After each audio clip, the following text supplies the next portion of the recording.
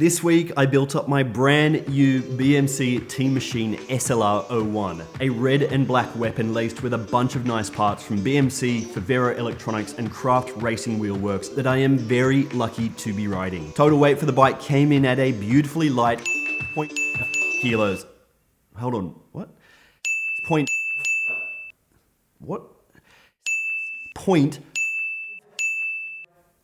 What the is going on? Alrighty, well, anyway, like all good stories and all good YouTube videos, what good is the view without the journey? So in this video, we're gonna do a full run through of my new bike build and how I made the thing so light.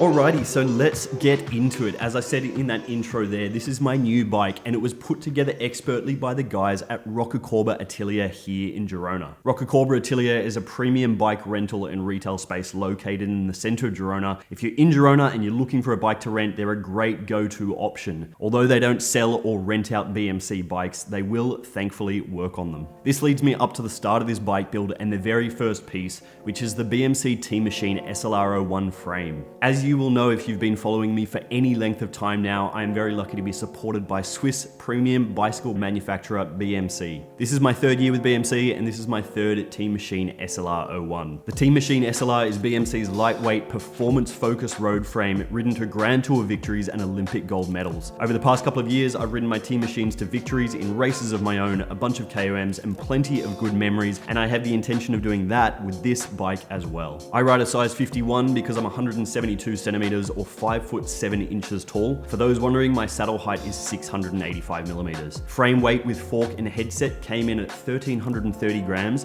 and after cutting 43 grams off the steerer tube, that weight came down to 1,287 grams. I'm gonna put the weight counter down in this corner here so you guys can follow along with all the numbers of this build. Steering for this bike is being taken care of by BMC's ICS Aero integrated handlebar and stem, a one-piece carbon cockpit that has a width of 36 centimeters at the tops and 42 centimeters at the drops. I'm running a 120 millimeter stem on my bike. I spoke about these handlebars in a past video, but I'm more than happy to say it again. These things are narrow, aero, and when you get tucked in, they are extremely quick. I can't overstate how much of a difference these bars have made to my riding speed since I've been running them, and it's for this reason that I asked for a set in red to match this new bike as well. Total weight for the one-piece bar and stem came to 309 grams. Moving on to additional frame parts, the Aero Core bottle cages designed specifically for the Teammachine SLR came in at 26 grams for the seat tube cage and 43 grams for the down tube cage. As you can see here, they're different shapes to match the different mounting positions on the frame. Skewers for the frame came in at 54 grams for front and rear,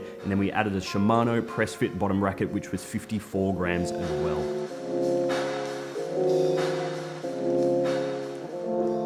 Moving on to the wheel set. So for this bike build, I chose a set of Craft Racing Wheelworks CS4045s from pandapodium.cc. Craft Racing wheels have been on the up and up for the last little while due to their making of high quality, extremely lightweight carbon wheels for a really competitive price. The CS4045s have a 40mm deep front rim and a 45mm deep rear rim with a 21mm internal width. They have carbon spokes, ceramic bearings, and come in at a feathery light 1,190 grams for the set. That's 540 grams for the front wheel and 650 grams for the rear wheel, including rim tape. For under $1,700 US, they are extremely good value. So it's interesting, I'm actually just out for my first ride on the bike.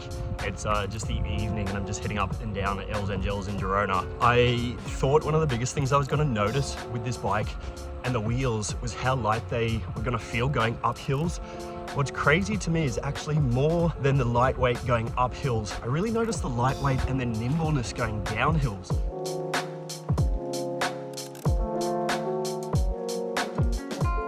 Because these wheels only weigh 1,190 grams, you can kind of tip them around so easily. It's so easy to turn corners, to tip them in. There's no resistance at all when you tip them in. They feel super stiff, they feel super fast. I'm really, really impressed. Big ups to Craft Racing Wheelworks. These things are rapido. In terms of tires for the bike, I went with a set of Continental GP5000 ASTRs in 28C width. Conti GP5000s are widely known for being fast, grippy, and reasonably puncture proof, and every time I've run them in the past, I've had zero issues. Weight for the pair of GP5000s came to 590 grams for the set. Inside those, I put a pair of Tubolito inner tubes, which are about 20 grams or so each. I made a video about these tubes, which you can see up here, and I still maintain the same thoughts I had in that video over 2 years later. Alongside the crazy light wheels, their very light tubes, and the reasonably light tires, I added a set of Galfa disc rotors, which came in at 198 grams for the pair, including the lock rings. Galfa are a slightly more affordable disc than Shimano, but I've run them in the past and always enjoyed the way they work. This leads me on to the Groupset for the bike, and like all my previous road bikes, I've stuck with Shimano and the Dura-Ace 9200 Di2 12-speed electronic Groupset. A little insight for you, this Groupset has actually been taken off my previous bike, so while it does have a few scratches from the 30,000 Ks of riding and racing, it still works perfectly. The set of shifters were 359 grams for the pair, the Dura-Ace 1130 tooth cassette was 188 grams, and then the Dura-Ace chain cut to the correct length was 202 grams. Front and rear brake calipers with brake hoses were around 140 grams each, and as you can see on the rear derailleur, I'm running a ceramic speed oversized pulley wheel system because I like the placebo effect it gives me. It might even save a couple of watts, and the total weight for that derailleur and ceramic speed oversized pulley wheel system came in at 235 grams. Finally, for the front derailleur, I have a small story. As you can see here, for this build, I'm running an Ultegra front derailleur. Now the story is about 6 months ago, it was the day before a race, and my Dura-Ace front derailleur had an issue and needed replacing. But at the time, I couldn't find a Dura-Ace Di2 front derailleur anywhere at such short notice. And so it was an Ultegra front derailleur that did the exact same job that I had to settle for instead. Yes, it doesn't match the Groupset perfectly, and yes, it probably weighs me down by an extra 20 grams or so, but honestly, for the practicality, the affordability, plus the fact it only weighs 111 grams meant it's what I've stuck with. No complaints there. In terms of cranks, I pulled the trigger on a set of Dura-Ace 9200 cranks in 165 millimeters. There's been quite a lot of talk in the cycling media lately about 165 millimeter cranks and how they're what helped Tadej Pogačar win the Giro d'Italia. As someone who's been running 165mm cranks since 2016, so literally the last 8 years, I can absolutely attest to the difference that shorter cranks make, especially if you are a shorter rider. Without going into all of the reasons why, because there are hundreds of videos out there on the topic, I will say that in my opinion, if you are a shorter rider or your saddle height is less than 720 millimeters, I would seriously consider slightly shorter cranks. They've made a massive difference for me for my training and racing, and I've been really happy with that length. For this bike and this crank set, I decided to upsize my chain rings, so I'm now running 54 40 tooth chain rings, which I'm really looking forward to racing on when the time comes. Weight for the crank set plus the 54 40 chain rings came in at 706 grams. Attached to these cranks are a set of Favero Assioma DUO power meter pedals. Now these pedals are part of the build that I am actually particularly excited about. With all the racing and training I do, power meter accuracy is extremely important throughout the year, and Assioma pedals are accurate to within 1%. Favero Assioma DUOs are a dual-sided power meter pedal that are easy to swap between bikes, calibrate automatically, are rechargeable, and they last for up to 50 hours per charge.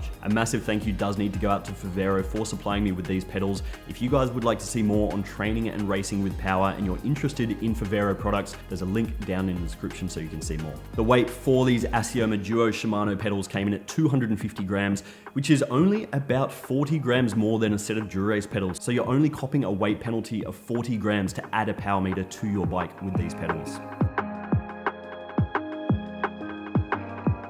Okay, and so now on to the final bits and pieces that make up this new bike build, starting of course with the saddle. I've been running a Physique Arione R1 with carbon rails for a good few years now and always found I've gotten along with it well. I think the narrow width of the saddle suits my narrow sit bones nicely. This saddle comes in at 170 grams. For this build, I went with Ergon BT all-road bar tape in 2.5mm thickness. It was 69 grams in total with the end plugs, but due to only needing tape at the ends of the bars and not at the center, we were able to shave about 23 grams off that weight, bringing the bar tape down to 46 grams. And finally, lastly for this build, but by no means least, is my Hinloopen rocket mount for my Garmin. This is a 3D printed computer mount designed specifically for these handlebars and this computer by Hinloopen Design. It adds a touch of aero and a whole heap of cool, and it only weighs 42 grams. I'll put a link to the Hinloopen bike Instagram on the screen now and also down in the description if you'd like to see more. And so with all that weighing and building going on, it's now time to look at what the final weight came to. But before I show you what the total bike weight came to, I do need to mention one thing, and that is that we actually put the seat post and the Di2 battery and the Di2 cables into the frame before I had a chance to weigh them, so they are going to add a couple of hundred extra grams to the overall weight. And so with all of that rambling out the way, this is what the total bike weight came to.